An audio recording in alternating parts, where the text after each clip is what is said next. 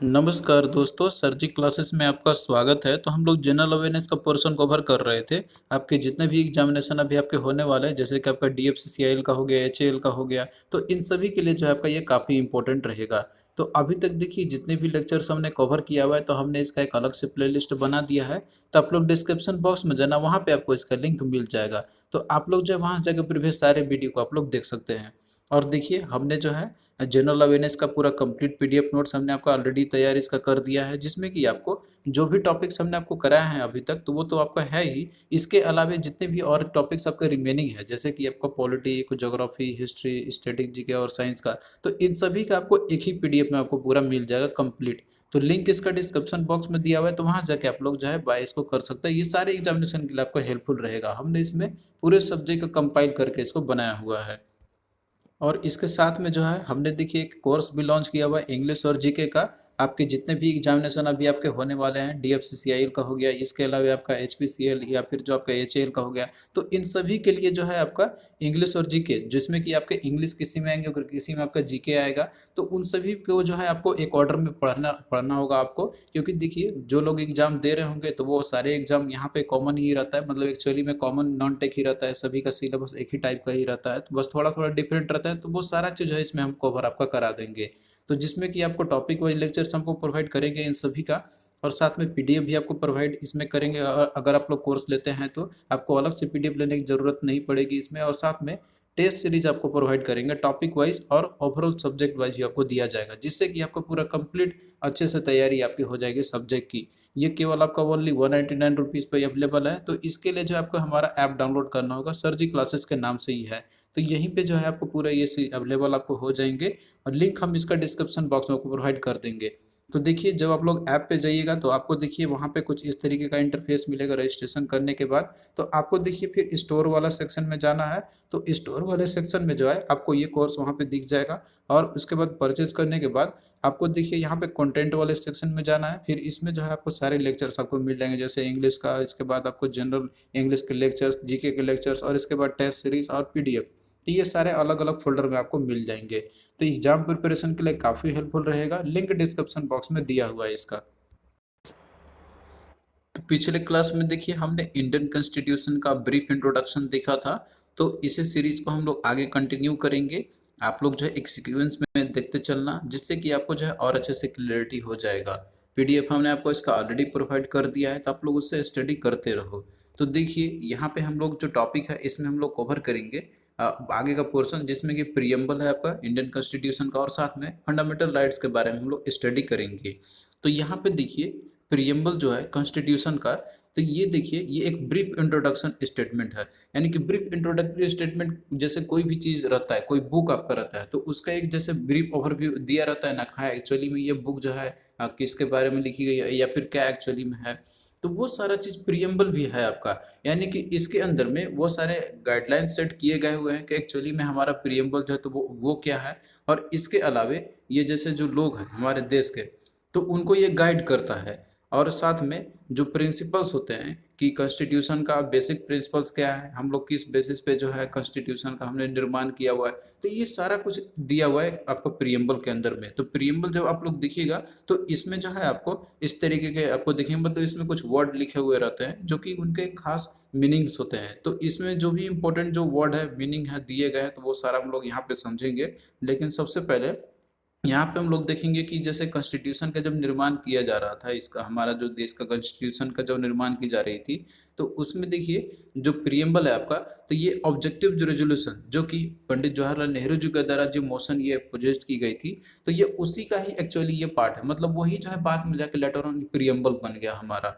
तो उसमें देखिए मेनली जो है समरी है पूरा दिया हुआ, और क्या कॉन्स्टिट्यूशन के अंदर में इंपॉर्टेंट जो कोई भी चीज़ जो कंटेंट है उसके अंदर में, तो वही सारा कुछ है। एक्चुअली में ये प्रियम्बल ये बाद में शब्द आया, लेकिन ऑब्जेक्टिव रेजोल्यूशन जो पहले जो मूव किया गया था कि हमारा ऑब्जेक्टिव क्या रहेगा, जो हम कॉन्स्टिट्यूशन का जो निर्माण कर रहे हैं हम लोग, तो जो पहले ये मोटिव मूव की गई थी पंडित जवाहरलाल नेहरू जी के द्वारा, तो लेटर ऑन इसी को प्रियम्बल बना दिया। मतलब यही प्रियम्बल है एक्चुअली में।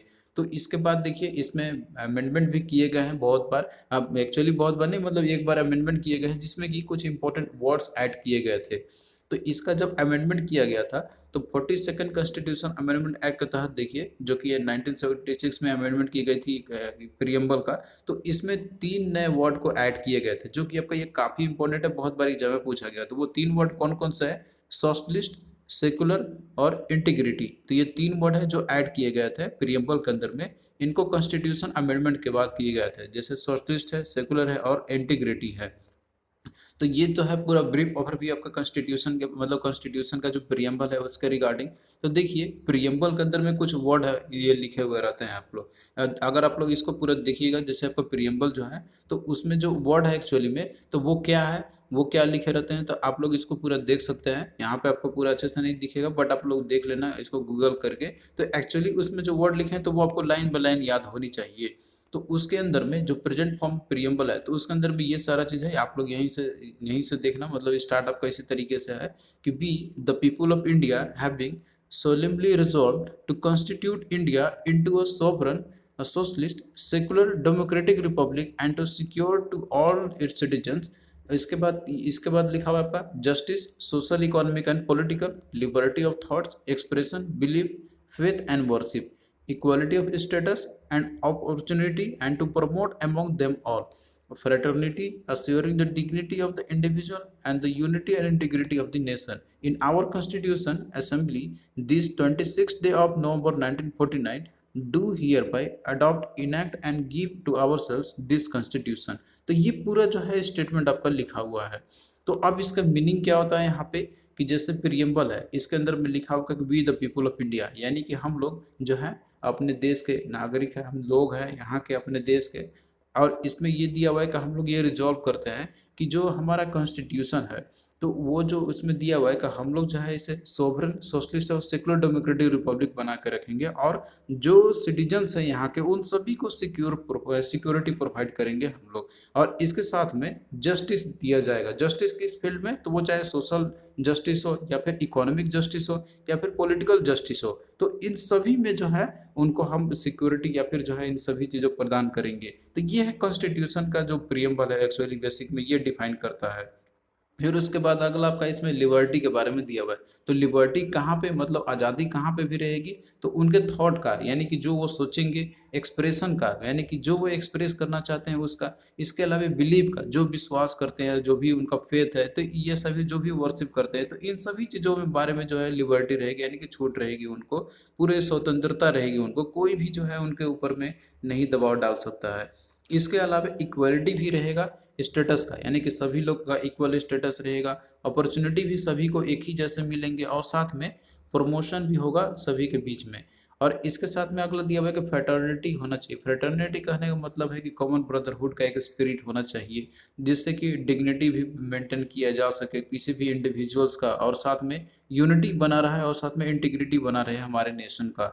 और फिर इसके बाद लास्ट में ये मेंशन किया गया है कि हमारा जो कॉन्स्टिट्यूशन है, तो उसमें हमने जो है कॉन्स्टिट्यूंट असेंबली के अंदर में जो है आपका प्रियम्बल, मतलब एक्चुअली जो था यहाँ पर, तो इसको हमने 26 डे ऑफ नवंबर 1949 को, तो हमने जो है इसे अडॉप्ट कर लिया है। I do here adopt, enact and give ourselves this constitution. तो ये कुछ आपका मोटा मोटी वर्ड आपका लिखा गया एक्चुअली में, जो आपको यहाँ पे याद रखनी है। इसमें आपको कोई ज़्यादा ज़्यादा उसमें कोई रटने की जरूरत नहीं है, बस आप लोग इसको एक सीरीज में 2-3 बार आप पढ़ लीजिए तो आपको ये पूरा याद रहेगा। और इसमें जो इंपॉर्टेंट जो वर्ड्स है, तो वो मेनली मैटर करता है यहाँ पे कि कौन कौन से वर्ड ऐड किए गए हुए हैं। अब देखिए यहाँ पे जो इम्पोर्टेंट जो पार्ट्स है हमारे इंडियन कॉन्स्टिट्यूशन का, तो वो कौन कौन से इसके इम्पोर्टेंट पार्ट्स है, तो ये आप लोग एक सीरीज में एक सीक्वेंस में याद कर लेना यहाँ पे। तो देखिए जो पार्ट 1 है हमारा इंडियन कॉन्स्टिट्यूशन का, तो उसके अंदर में यूनियन और टेरिटरीज के बारे में मेंशन की गई है। तो जितने भी यूनियन और जो और टेरिटरी जो है, तो वो सारे कुछ मेंशन किए गए, जो कि आपका आर्टिकल नंबर 1 to 4 में मेंशन की गई है। और उसके बाद देखिए जो पार्ट 2 आपका है, तो इसमें सिटीजनशिप के बारे में दिया हुआ है कि किस तरीके से सिटीजनशिप मिलती है लोगों को और टर्मिनेशन की जाती है, उसके क्या क्राइटेरिया और कंडीशंस होते हैं। तो ये आर्टिकल नंबर 5 to 11 में मेंशन की गई है। फिर उसके बाद पार्ट 3 में दिया हुआ है फंडामेंटल राइट्स के बारे में, जो कि आर्टिकल नंबर 12 to 35 में मेंशन की गई है। और उसके बाद पार्ट 4 में देखिए इसमें मेंशन किया गया directive principle of state policy के बारे में, जो कि आर्टिकल नंबर 36 से 51 के बीच में आपका है। और वहीं पे देखिए पार्ट 4A में मेंशन किया गया फंडामेंटल ड्यूटीज़ के बारे में, जो कि इसको bye 42nd constitution amendment act के तहत इसे ऐड किए गए थे। तो ये है आपका आर्टिकल 51 में। फिर उसके बाद देखिए जो पार्ट 4 है, तो इसमें देखिए जो पार्ट 4 आपका है, तो इसमें मेंशन किया गया यूनियन एग्जीक्यूटिव के बारे में, जो कि आर्टिकल 52 से लेके 51 के बीच में है। तो आप लोग एटलीस्ट यहाँ तक याद रखना आर्टिकल, और इसके बाद जो है आपको यहाँ पे पार्ट याद रखना है यहाँ पर, बाकी आर्टिकल आप नहीं भी याद रखिए कोई दिक्कत नहीं है, बट आप लोग ये एक सीक्वेंस में ये पूरे पार्ट याद रखना। फिर उसके बाद देखिए जो पार्ट 6 है, तो इसमें स्टेट एग्जीक्यूटिव के बारे में मेंशन की गई, जो कि आर्टिकल नंबर 152 से लेके 287 तक है। फिर इसके बाद देखिए जो पार्ट 8 जो आपका यहाँ पर है, तो इसमें यूनियन टेरिटरीज के बारे में मेंशन किए गए हैं, जिसकी आपका आर्टिकल नंबर 152 से लेके 237 तक है आपका। फिर इसके बाद देखिए है आपका यहाँ पे पार्ट 9, तो पार्ट 9 में जो है आपका पंचायत के बारे में मेंशन की गई है। तो पंचायती देखिए दिया हुआ इसमें 73rd कॉन्स्टिट्यूशन अमेंडमेंट एक्ट के तहत ये ऐड किए गए हैं, जो कि आर्टिकल नंबर 243 से लेकर आपको 243 ओ तक है आपका। फिर उसके बाद जो पार्ट 9 ए है, तो इसमें म्यूनिसपैलिटीज के बारे में मेंशन किए गए हैं, जो कि आर्टिकल नंबर आपका ये 243 पी से लेकर 243 जेड जी तक है आपका। तो इसमें देखिए आर्टिकल आपको याद रखने की जरूरत नहीं है। फिर इसके बाद जो है आपका अगला यहाँ पे पार्ट दिया हुआ यहाँ पे कि दैट इज ये है आपका 15th, तो इसमें मेंशन किया गया इलेक्शंस के बारे में। इसके बाद फिर आपका और भी आप देख सकते हैं यहाँ पे जो पार्ट आपका यहाँ पे 17th है, तो इसमें देखिए ऑफिशियल लैंग्वेजेस के बारे में मेंशन की गई है, और इमरजेंसी का प्रोविजन जो आपका ये पार्ट 18th में आपका दिया हुआ है, और पार्ट 20 में आपको मेंशन किया गया कॉन्स्टिट्यूशनल अमेंडमेंट के बारे में। तो ये कुछ इंपॉर्टेंट है, बस आपको यही याद रखना है पार्ट जो आपके हैं। अब देखिए यहाँ पे हम लोग सबसे मेन चीज जो है आपका दैट इज फंडामेंटल राइट्स, इसके बारे में डिस्कस करते हैं हम लोग। तो जो भी इंपॉर्टेंट फंडामेंटल राइट्स है, तो ये एग्जाम पॉइंट ऑफ व्यू से काफी इंपॉर्टेंट है, आप लोग इसे याद कर लेना। तो ओरिजिनली देखिए जब कॉन्स्टिट्यूशन जब हमने अडॉप्ट किया था, तो उस समय फंडामेंटल राइट्स टोटल 7 थे, लेकिन लेटर ऑन जो है एक फंडामेंटल राइट्स को जो है रिमूव कर दिया गया था, तो टोटल अभी 6 है। तो एक्चुअली स्टार्टिंग में कौन कौन से थे, तो यहाँ पे आप देख सकते हैं पहला आपका है that is right to equality, जो कि आर्टिकल नंबर 14 से 18 तक है आपका। और उसके बाद आपका अगला है right to freedom. Right to freedom जो आपका आर्टिकल नंबर 19 से 22 के बीच में आपका है, तो ये आप लोग सीक्वेंस में याद रखना। फिर उसके बाद आपका अगला है राइट अगेंस्ट एक्सप्लॉयटेशन। तो राइट अगेंस्ट एक्सप्लॉयटेशन जो आपका है, तो ये आर्टिकल नंबर 23 से 24 के बीच में आपका है। फिर उसके बाद देखिए right to freedom of religion, तो ये जो है आपका आर्टिकल 25 से लेकर 28 के बीच में आपका है। और इसके बाद आपका है कल्चरल एंड एजुकेशनल राइट्स है, तो ये आर्टिकल 29 और 30 में मेंशन किया गया हुआ है। और अगला देखिए आपका है राइट टू प्रॉपर्टी, तो ये देखिए आर्टिकल 31 में मेंशन किया गया था, लेकिन जो राइट टू प्रॉपर्टी है, तो ये जो है अब लीगल राइट्स बना दिया गया है, जबकि पहले फंडामेंटल राइट्स हुआ करता था आपका। और वहीं पे सातवां आपका राइट टू कॉन्स्टिट्यूशन रेमेडी, जो कि आर्टिकल नंबर 32 में है। तो ये जो है आपका टोटल जो 7 फंडामेंटल राइट थे एक्चुअली में जो ओरिजिनली, बट अभी 6 ही केवल है, जिसमें कि राइट टू प्रॉपर्टी अब इसको हटा के जो है बना दिया गया है लीगल राइट्स आपका। तो एट प्रेजेंट अभी कितना है, टोटल 6 फंडामेंटल राइट्स है आपके। और जो राइट टू प्रॉपर्टी आपका था एक्चुअली देखिए इसको डिलीट कर दिया गया था 44th constitution amendment act of 1978 के तहत, क्योंकि देखिए इसमें जो है प्रॉपर्टी का अधिकार मतलब देते थे लोगों को, तो इनका एक फंडामेंटल राइट्स हुआ कर जाता था। तो इसके पीछे बहुत लंबा कहानी है, तो वो हम लोग लेटर ऑन डिस्कस करेंगे इसको। तो यहाँ पे हम लोग जो है फंडामेंटल राइट्स के बारे में देखिए इन सभी को हम लोग एक एक करके यहाँ पे स्टडी करेंगे। तो सबसे पहले देखिए आपका है that is right to equality, जो कि आर्टिकल नंबर 14 से लेके आपका 18 में मेंशन की गई है। तो देखिए आर्टिकल नंबर 14 में मेंशन किया गया है, इसमें ये दिया हुआ है कि जैसे आर्टिकल 14 से दैट कि द स्टेट यहाँ पे देखिए अब कोई भी आपका चीज हो सकता है, कोई ऐसा नहीं कि राज्य जो रहता है वही, कोई भी जैसे कोई गवर्नमेंट हो बॉडी हो वहाँ पे रन कर रही हो, उसको गवर्न कर रही हो, और उसके गवर्निंग से अगर पीपुल जो लोग हैं वहाँ के अगर वो अफेक्ट होते हैं, उनसे कोई भी असर उनके ऊपर में होता है, यानी कि उनके ऊपर में रूल्स रेगुलेशन बनाए जाते हैं, तो उनको बोलाता है स्टेट। तो यही चीज बोलता है यहाँ पे आर्टिकल 14 में कि जैसे कोई भी स्टेट है, तो वो जो है किसी भी पर्सन को वो कोई मान लीजिए कि इक्वालिटी के रिस्पेक्ट में, तो वो जो है डिनाई नहीं कर सकता है, वो चाहे लॉ का मामला हो जाए या फिर इक्वल प्रोटेक्शन अगर हो लॉ के अंदर में ही, वो चाहे कोई भी पर्सन हो, तो सभी को इक्वल प्रोटेक्शन दिया जाएगा लॉ के अगेंस्ट में। मतलब कि लॉ जो रहेगा तो सभी के लिए समान ही रहेगा, किसी के लिए कोई भेदभाव नहीं किया जाएगा, इक्वलिटी रहेगा, सभी के लिए एक ही कानून रहेगा, उनको कोई ऐसा नहीं है किसी को प्रिविलेज दिया जाएगा यहाँ पे। तो जो भी टेरिटरी के अंदर में रहते हैं तो सभी के लिए समान ही रहेगा, एक ही जैसा रहेगा। फिर उसके बाद देखिए आर्टिकल 15 में मेंशन किया गया यहाँ पर आपका कि the state shall not discriminate against any citizen on the ground of only on the religion basis, race, caste, sex और प्लेस ऑफ बर्थ। तो इसमें यही मेंशन किया गया है कि जैसे स्टेट जो है, तो वो जो है किसी भी लोगों के बीच में भेदभाव नहीं कर सकती है, किसी भी सिटीजन के साथ में, वो चाहे कोई भी ग्राउंड हो, चाहे वो रिलीजन बेसिस पे हो, रेस बेसिस पे हो गया, या कास्ट बेसिस पे, या सेक्स के बेसिस पे, या फिर बर्थ ऑफ प्लेस के बेसिस पे है, तो वो किसी भी तरीके से भेदभाव नहीं करेंगे। फिर इसके बाद आर्टिकल 16 में देखिए मेंशन किया गया यहाँ पे कि that there shall be equality of opportunity for all the citizen in the matter relating to the public employments। तो देखिए जैसे कोई भी एम्प्लॉयमेंट निकाली जाती है, कोई वैकेंसी निकाली जाती है, तो आप देखते होंगे कि सभी को इक्वल अपॉर्चुनिटी दिया था। इसमें ऐसा नहीं रहता है कि ये लोग अप्लाई नहीं कर सकते। जितने भी सिटीजन्स हैं इंडिया के, वो चाहे किसी भी धर्म से हो, कोई भी रिलीजन हो, कोई भी रेस का, कोई भी कास्ट को, तो सभी लोग इक्वली, सभी को इक्वली मौका दी जाती है अप्लाई करने का। हालांकि इसमें रिजर्वेशन रहते हैं सीट के लिए, बट अपॉर्चुनिटी सभी के लिए रहते हैं यहाँ पे। या फिर कोई भी एम्प्लॉयमेंट या कोई भी ऑफिस हो, तो जो भी है स्टेट के अंदर में यहाँ पर, तो कोई भी डिस्क्रिमिनेशन के बेसिस पे ही सभी को इक्वल अपॉर्चुनिटी प्रोवाइड की जाएगी। तो ये है आपका आर्टिकल 16 में मेंशन किया गया हुआ है। अब ये देखिए जो आपका दिया हुआ है आर्टिकल 16, तो ये केवल जो इंडियन सिटीजन जो रहते हैं, तो सिर्फ उन्हीं को ही दिया जाता है। मतलब ये उन्हीं तक ही सीमित है, फॉरेनर्स को ये राइट नहीं दी जाते हैं एक्चुअली में। बहुत जो एम्प्लॉयमेंट का आप देखते हैं, कोई एम्प्लॉयमेंट निकलता है तो उसमें लिखा रहता है कि only Indian citizens are applicable to apply. और इसके अलावा और भी जैसे होते हैं, जैसे नेपाल के भी कुछ पर्सन होते हैं, तो उनको भी छूट दी जाती है। लेकिन आप देखते हैं कि मोस्टली जो रहता है, तो उसमें इंडियन सिटीजन्स तो लिखा ही रहता है। फिर उसके बाद देखिए आर्टिकल 17 में, इसमें आपका मेंशन किया गया है एबोल्यूशन ऑफ अनटचेबिलिटी से रिलेटेड है आपका। और इसका प्रैक्टिस भी करने से जो प्रोहिबिट की जाती है, यानी कि फॉरबिट की जाती है। कोई भी जो है, यानी कोई भी फॉर्म में प्रैक्टिस नहीं कर सकता अनटचेबिलिटी का। तो यानी कि जो छुआछूत का जो ये कॉन्सेप्ट है, तो ये एबॉलिश करता है। आर्टिकल 17 ये मेंशन किया गया हुआ है।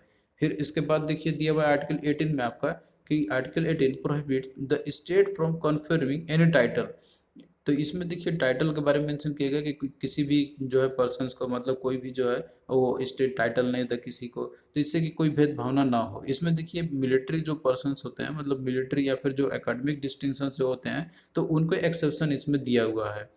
फिर इसके बाद देखिए अगला आपका है कि इसी में मेंशन किया गया है यहाँ पर आपका कि जैसे कोई भी इंडियन सिटीजन्स है, तो उनको कोई भी टाइटल, मतलब कि जो है वो नहीं एक्सेप्ट किए जाएंगे। कोई भी, चाहे वो कोई भी इंडियन स्टेट है या फिर कोई और भी फॉरेन स्टेट, मतलब वो फॉरेन स्टेट से कोई टाइटल दी जाती है, तो वो चीज़ जो है, ये चीज़ नहीं होगा, मतलब ये प्रोहिबिट किए जाएंगे। फिर उसके बाद देखिए यहाँ पे आपका दिया हुआ है अगला जो फंडामेंटल राइट्स आपका है, that is right to freedom. जो कि आपका आर्टिकल 19 से लेकर 22 तक के बीच में आपका है। तो इसमें देखिए जो आपके दिए हुए हैं, जैसे कि आर्टिकल 19 है आपका, तो आर्टिकल 19 में ये जो है 6 जो टोटल जो मतलब जो राइट्स हैं, तो वो सारे सिटीजन्स को देते हैं, या वो गारंटी भी उनको प्रोवाइड करते हैं कि ये जो है सभी के लिए इक्वल रहेगा। तो वो कौन कौन सी चीज़ है इसके अंदर में आपका, जैसे कि right to freedom of speech and expression. तो जैसे हमारा बोलने का जो अधिकार है, यानी कि हमारा एक्सप्रेशन करने का जो अधिकार है, तो वो जो है हमें फ्रीडम देती है। यानी कि हम कुछ भी बोल सकते हैं, किसी भी क्रिटिसाइज कर सकते हैं। जैसे कोई गवर्नमेंट है, अगर वो सही से फंक्शन नहीं कर सकते, तो हम उनको भी क्रिटिसाइज कर सकते हैं, और ये हमारा फंडामेंटल राइट्स है। तो ये आपका दिया हुआ है, that is freedom of speech and expression, ये आर्टिकल 19 में मेंशन आपका किया गया हुआ है। और इसके बाद और भी देखिए दिया हुआ है कि right to assembly peacefully and without any arms. यानी कि हम कहीं पे असेंबली बना सकते हैं, गैदर कर सकते हैं, इकट्ठा हो सकते हैं, और वो भी पीसफुली होना चाहिए और बिना किसी आर्म्स के ही होना चाहिए। तो आप देखते होंगे कि जैसे कहीं पे भी कोई चीज़ अगर गलत होता है, या फिर कोई भी चीज़ मान लीजिए ऐसा कानून पास हो जाता है जो कि सिटीजन्स को फेवर नहीं करता है, तो आप देखते होंगे कि लोग गैदर हो जाते हैं, रैली निकालना शुरू कर देते हैं। तो वो ऐसा कॉन्स्टिट्यूशन उनको अधिकार देता है कि वो पीसफुली तरीके से कर सकता है। ऐसा नहीं कि उसमें हिंसक हो जाए, कोई वेपन लेके जाए, तो फिर तो वो तो फिर एक कुछ जुर्म हो जाएगा, मतलब कानूनी तौर से वो गलत है एक्चुअली में। तो ये चीज़ अधिकार इतना देता है लोगों को। फिर इसके बाद देखिए और भी दिया हुआ है कि राइट टू फॉर्म एसोसिएशंस और यूनियन। जैसे कि आप अपना एसोसिएशन या यूनियन भी बना सकते हैं, ग्रुप बना सकते हैं, तो ये आपको राइट देता है, कोई प्रोहिबिट आपको नहीं कर सकता है। लेकिन वो जो है आपका एक पीसफुली होना चाहिए, उसमें कोई एक ऐसा हिंसक चीज़ नहीं होना चाहिए कि आप कोई अगेंस्ट चले जाए कंट्री के। फिर इसके बाद देखिए और भी दिया हुआ है कि right to move freely throughout the territory of India. यानी कि आपको ये अधिकार है कि आप जो है पूरा फ्रीली मूव कर सकते हैं पूरे इंडिया में, जित जहाँ भी इंडिया का टेरिटरी अपना आता है, जुरिस्डिक्शन जो आता है, तो आप कहीं पे भी जो फ्रीली मूव कर सकते हैं, कोई भी आपको रोक टोक नहीं करेगा। फिर अगला देखिए दिया हुआ है right to reside and settle in any part of the territory of India. यानी कि ये आपको अधिकार देता है कि आप जो है कहीं पे भी जाके रह सकते हैं, सेटल कर सकते हैं, इंडिया के वो टेरिटरी में कहीं पे भी आप कहीं भी जा सकते हैं, रह सकते हैं।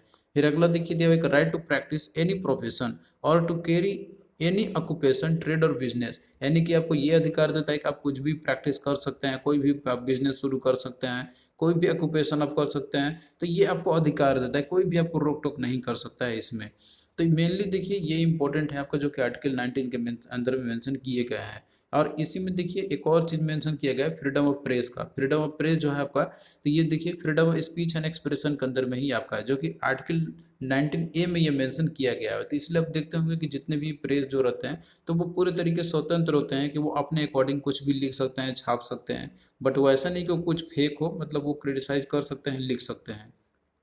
फिर अगला देखिए दिया हुआ है आर्टिकल 20 में, इसमें मेंशन आपको किया गया हुआ है कि deals with the with respect to protection in respect to the conviction for the offence. अब देखिए यहाँ पे मेन आपका दिया हुआ है कि जैसे मान लीजिए कोई ऑफेंस करता है, कोई भी मान लीजिए वो गलत काम करता हो, तो उसको भी यहाँ पे प्रोटेक्शन प्रोवाइड किया जाए। ऐसा नहीं है कि कोई भी अगर मान लीजिए उसने ऑफेंस किया हुआ है, तो तुरंत जाके उसको वो कन्विक्ट, मतलब जो वो बन चुका है यहाँ पे, तो उसको जो है कि वो मार दे जाके कोई भी पुलिस, या फिर उसको पकड़ के रख ले जबरदस्ती हमेशा जब मन करे तब, उसको भी प्रोटेक्शन प्रोवाइड किए जाएंगे पूरे तरीके से। ऐसा नहीं है कि वो बस उसको, उसने क्राइम किया तो तुरंत उसको सजा दे दिए उसको। तो यहाँ पे एक्चुअली कॉन्स्टिट्यूशन भी उसको भी अधिकार देता है कि उसको भी प्रोटेक्शन किया जाना चाहिए, जब तक कि पूरे तरीके से उसके ऊपर में जो आरोप लगे हुए हैं वो पूरे तरीके से साबित नहीं हो जाए। और इसके साथ में देखिए ये भी दिया हुआ है आपका यहाँ पे कि जैसे कोई भी आर्बिट्री या फिर कोई एक्सेसिव जो पनिशमेंट दिया जाता है किसी भी एक्यूज पर्सन को, तो उसको भी प्रोटेक्शन यहाँ पे प्रोवाइड किए जाते हैं। तो यही जो है कॉन्स्टिट्यूशन हमारा सबसे सुपीरियर होता है इस रिस्पेक्ट में। फिर इसके बाद देखिए आर्टिकल 21 में मेंशन किया गया यहाँ पे कि deals with the protection of life and personal liberty. तो ये देखिए सबसे इंपॉर्टेंट आपका है कि that is life and personal liberty, जो मेंशन किया गया था आर्टिकल 21 में मेंशन की गई है। यानी कि हमारा जो है अब लाइफ का प्रोटेक्शन करने का पूरा अधिकार रहता है, और साथ में अपना जीने का स्वतंत्रता रहता है। यानी कि हम अपना जीने का तरीका, चाहे जो हो आपका अपना जो तरीका है जीने का, आप उसी तरीके से जीजिए।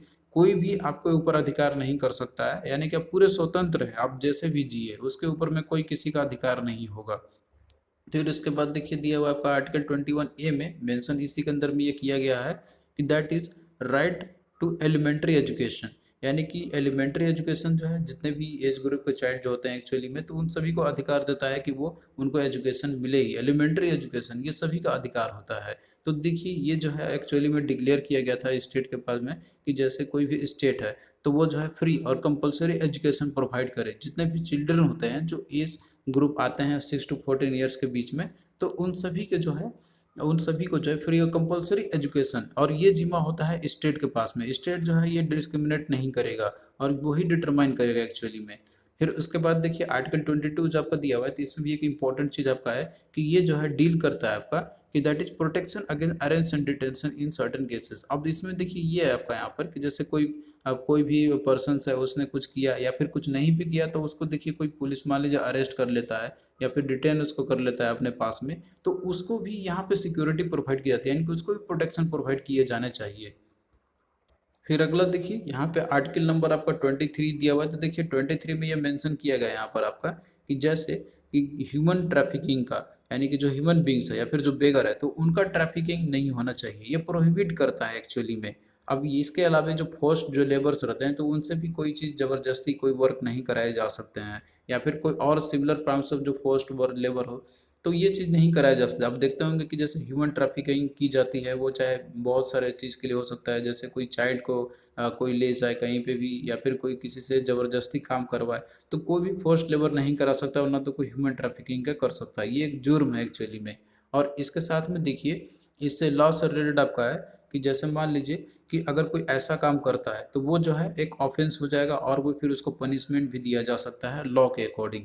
फिर उसके बाद देखिए आर्टिकल 24 में ये मेंशन इसमें किया गया आपका यहाँ पे कि prohibits the employment of children below the age of 14 years of age in any factory mine और any other hazardous activities like construction और वर्क ऑन द रेलवे। यानी कि इसमें ये दिया हुआ है आपका यहाँ पे कि कोई भी एज ग्रुप जो आते हैं 14 ईयर्स के बिलो में, तो उनको जो है एम्प्लॉयमेंट नहीं दिया जा सकता, उनसे कोई काम नहीं कराए जा सकते हैं। वो चाहे कोई फैक्ट्री हो, माइंस हो, या कोई भी हजार्डस एक्टिविटी हो जैसे कंस्ट्रक्शन वर्क हो गया। तो जो भी चाइल्ड अगर एज ग्रुप 14 ईयर से कम के अगर होंगे, तो उनसे जो है एम्प्लॉयमेंट नहीं किया, यानी कि उनसे जो है कोई काम नहीं कराए जा सकते हैं।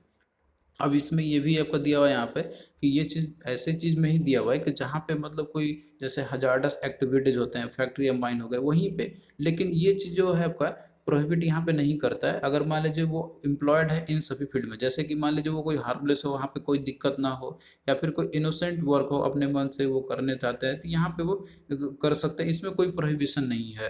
तो ये है आपका राइट अगेंस्ट एक्सप्लॉयटेशन के अंदर में, जो कि आर्टिकल 23 और 24 में मेंशन आपका किया गया हुआ है। फिर अगला देखिए आपका right to freedom of religion का है, जो कि आर्टिकल 25 से लेके आपका 28 मेंशन की गई है। तो 25 में आपका मेंशन किया गया है यहाँ पर कि it deals with freedom of conscience and free profession practice and propagation of religion. यानी कि कोई भी जो पर्सन है, तो वो अपना जो प्रोफेशन का हो या फिर कोई रिलीजन हो उसका, तो उसको प्रैक्टिस कर सकता है और उसको प्रोपगेशन भी कर सकता है, यानी कि उसको फैला भी सकता है अपने रिलीजन को। उसमें कोई रोक टोक नहीं रहेगा, कोई भी स्टेट जो है उसे डिनाई नहीं करेगा, वंचित नहीं करेगा।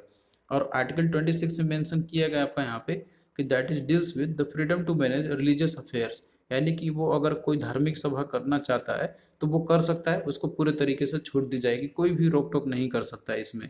और आर्टिकल 27 में देखिए मेंशन किया गया यहाँ पे कि deals with the freedom as to payment of taxes for promotion of any particular religion. यानी कि कोई अगर अपना पर्टिकुलर रिलीजन को प्रमोशन कर रहा है, प्रमोट कर रहा है, एक्चुअली में सभा कर रहा है, तो उससे कोई भी अगर मान लीजिए टैक्स उससे मिल रहा है, यानी कोई भी पैसे अगर मान लीजिए जो दान में हो गया या चंदा में हो गया, कुछ भी तरीके से कहीं से भी मिलता हो, तो उस पर कोई भी टैक्स उनको पे नहीं करना होगा। तो ये जो है उनको छूट दी जाती है, एक्चुअली कॉन्स्टिट्यूशन के द्वारा उनको जो है उनको जो है यहाँ पे पूरे तरीके से छूट दी गई कि उनको टैक्स नहीं भरना है अगर कुछ भी वहाँ पे इनकम उनके थ्रू आती है तो। फिर उसके बाद देखिए आर्टिकल 28 में आपका मेंशन यहाँ पे किया गया हुआ है कि it deals with freedom as to attendance at religious instructions और religious worship in certain educational institution. तो इसमें यही चीज मेंशन आपका किया गया यहाँ पे कि जैसे कोई भी रिलीजियस इंस्टीट्यूशंस है, या कोई मान लीजिए कोई वर्शिप ही हो गया, मतलब कोई भी एजुकेशन इंस्टीट्यूशंस हो गया वहाँ पर आपका, तो वहाँ पे जो है कोई रिलीजियस इंस्ट्रक्शन जबरदस्ती किसी से फॉलो नहीं किया जा सकता, या फिर कोई वर्शिप उनसे जबरदस्ती नहीं कराया जा सकते हैं। तो ये चीज़ जो है प्रोहिबिट करता है एक्चुअली में। फिर इसके बाद देखिए अगला आपका यहाँ पे है कल्चरल एंड एजुकेशनल राइट्स है, जो कि आर्टिकल 29 से लेकर 30 के बीच में आपका मेंशन किया गया है। तो देखिए आर्टिकल 29 में मेंशन किया गया आपका यहाँ पे कि it provides that any section of the citizen reside in any part of the India having a distinct language, script or culture of its own shall have the right to conserve the same। यानी कि कोई भी person हो, कोई भी section हो citizens का, वो चाहे इंडिया के किसी भी हिस्से में वो रहते हैं, तो उनके देखिए उनके अपना डिस्टिंक्ट लैंग्वेज होते हैं, अलग अलग लैंग्वेज उनके होते हैं, उनका अपना कल्चर होता है। तो वो जो है उनके ये अधिकार दिया गया उनको कि वो जो है अपने कल्चर को वो कंजर्व कर सकते हैं अपना, और वो प्रैक्टिस उससे कर सकते हैं। ये कोई भी फोर्स नहीं कर सकता है कि आप ये कल्चर बंद करो या फिर जो है ये नहीं चलेगा, ऐसा नहीं कर सकते हम लोग। उनका कोई भी जो कल्चर हो, लैंग्वेज हो, स्क्रिप्ट हो, तो वो अब उसे फॉलो कर सकते हैं और उसे कंजर्व कर सकते हैं। उसमें कोई भी जो है दबाव नहीं डाल सकता है कि आपको ये नहीं करना है। और वहीं पे आर्टिकल 30 में देखिए मेंशन किया गया है आपका यहाँ पे कि इसमें ये चीज़ दिया हुआ है कि जैसे कुछ राइट्स है जो माइनॉरिटीज के लिए स्पेशल है। तो ये कुछ खास ऐसे क्षेत्र में है कि जो कि रिलीजियस है, लिंग्विस्टिक बेसिस पे है, जिसमें कि आपका पहला है कि जितने भी माइनॉरिटीज हैं तो उनको ये अधिकार रहेगा कि वो जो है अपना जैसे कि एजुकेशनल इंस्टीट्यूशन को इस्टेब्लिश कर सकते हैं और उसको एडमिनिस्ट्रेशन कर सकते हैं अपने चॉइस का। इस पर कोई जो है नहीं उनको अधिकार जमा सकता है कि आप ये नहीं कर सकते हो। तो ये स्पेशली माइनॉरिटीज़ को ये राइट्स दिए गए हैं। फिर उसके बाद सेकेंड में आपका दिया हुआ है इसमें कि in granting aid the state shall not discriminate against any education institution managed by minority. यानी कि माइनॉरिटी के द्वारा कोई भी इंस्टीट्यूशन जो मैनेज किए गए हैं तो उसमें जो है स्टेट डिस्क्रिमिनेट नहीं करेगा, वो जो है उनको एड देगा ही देगा। यानी कि उनको जो पैसे जो देते हैं सरकार जो देते हैं अपने तरफ से, तो वो उसको देंगे ही, इसमें कोई डिस्क्रिमिनेट नहीं कर सकते हैं कि हम यहाँ पे नहीं देंगे तो यहाँ पे नहीं देंगे, ये माइनॉरिटी हमारे लिए अच्छे नहीं है तो वो नहीं है, तो ऐसा वो भेदभाव नहीं कर सकते हैं। तो ये देखिए जो आपका दिया हुआ है आर्टिकल इसमें, तो ये प्रोटेक्शन प्रोवाइड करता है, मतलब आर्टिकल 30 के अंदर में, कि जैसे केवल माइनॉरिटी के लिए ही स्पेशली है आपका रिलीजियस या लैंग्वेज किसी भी बेसिस पे जो है, तो ये जो है उनको ये छूट देता है एक्चुअली में। तो ये माइनॉरिटी के लिए स्पेशली आपका है। और उसके बाद देखिए ये दिया हुआ आपका अगला है राइट टू कॉन्स्टिट्यूशनल रेमेडी, जो कि आर्टिकल नंबर ये 32 मेंशन किया गया होगा यहाँ पे। तो इसमें जो है आपका मोस्ट इंपॉर्टेंट है आपका ये कि इसमें डील करता है कि जैसे कि कोई भी पर्सनस है, तो उसका अगर मान लीजिए कि कोई भी कॉन्स्टिट्यूशनल राइट्स का वो हनन होता है, तो उसके पास ये अधिकार रहेगा कि वो जो है सुप्रीम कोर्ट में जा सकता है अपना। अब कोई भी फंडामेंटल राइट्स अगर पालन नहीं हो रहा है उसका, या फिर कोई वजह से हनन हुआ है उसका, तो अपने फंडामेंटल राइट्स के लिए वो जा सकता है और वहाँ पे अपना रिट्स ले सकता है इन सारे रिट्स के चलते। जैसे कि इसमें आपका आते हैं हॉबियस कॉर्पस मैंडेमस आता है, प्रोहिबिशन है, कोसर्डियरी है, और कोवेरेंटो है। तो ये सारे जो है दिए हुए हैं आपको कॉन्स्टिट्यूशन रेमेडीज के अंदर में एक्चुअली में।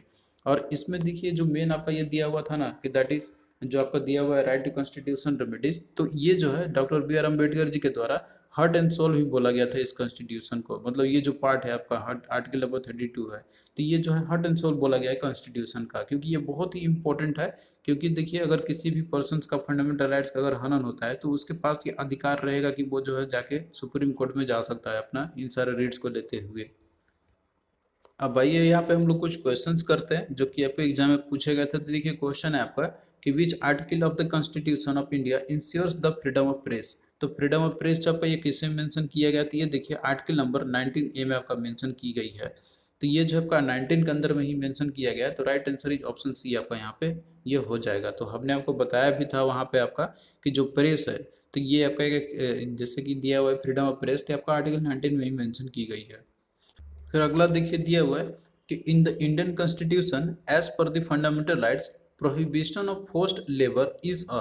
तो प्रोहिबिशन ऑफ फोर्स्ड लेबर जो है तो आपका ये क्या है, तो ये राइट टू इक्वलिटी है, right to freedom of religion है, राइट अगेंस्ट एक्सप्लॉयटेशन है, या फिर राइट टू कॉन्स्टिट्यूशन रेमेडी है। तो देखिए जो ये दिया था प्रोहिबिशन ऑफ फोर्स्ड लेबर, तो ये राइट अगेंस्ट एक्सप्लॉयटेशन के अंदर में आपका आता है। तो इसका देखिए राइट आंसर ऑप्शन सी हो जाएगा। फिर नेक्स्ट देखिए कि article 23 and 24 of the Indian constitution it deals with the and, तो ये आपको किसके अंदर में आपका आता है, तो right against exploitation, right to freedom of religion या राइट टू एजुकेशन। तो ये देखिए आपका आता है राइट अगेंस्ट एक्सप्लॉयटेशन के अंदर में।